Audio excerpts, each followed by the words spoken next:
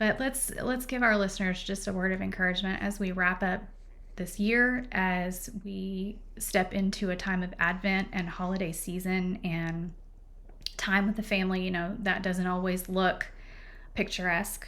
Sometimes it's very chaotic. It's very dysregulating for some of our kiddos. It brings about different trauma triggers.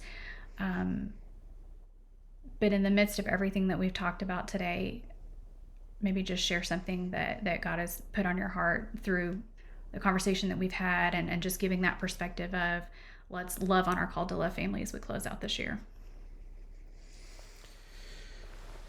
I think I just want to encourage you to take a step, whatever that looks like. Maybe your first step is actually just getting on your knees and praying more about it. Maybe your first step is to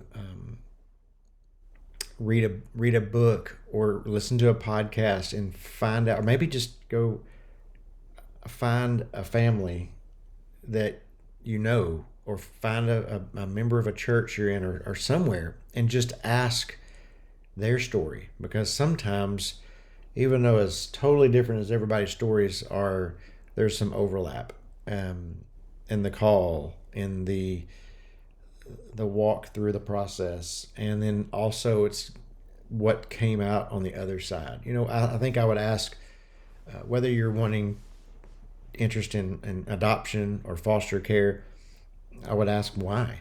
Like, what is your personal reason? Is it because I feel like if God put that call in your heart, there's some sort of a level of obedience to something that maybe you've already felt before. Like, even if it's an inkling of a call of something, an interest. So I think that's something I would encourage you to do, is take that first step, find out more information. But I would say go into it wise but brave. And I think That's good. that you are going to find on the other side of it, whether you actually ended up adopting or fostering, you're going to learn more about yourself.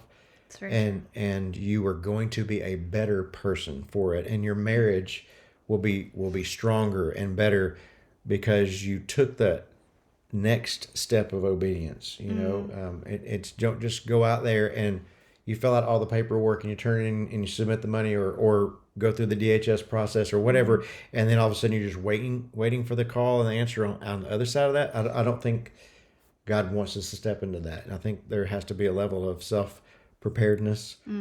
He wants you to do the work and experience the hard. I mean, if you don't want to go through the hard, and I don't mean as in scary or difficult, harsh maybe, but as in you have to do, like, to get a degree, you have to go to classes and you have to study and you have to pass tests.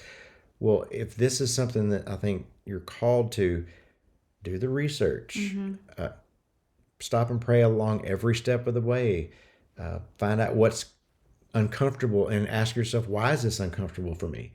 Why is this hard?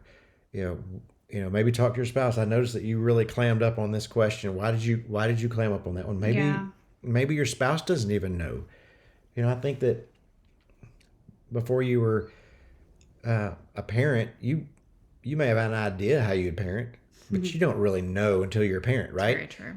Just like you don't know what kind of spouse you're going to be until you're married. And so you don't know how you're going to be, but if God calls you, it's going to be a better version. Yeah.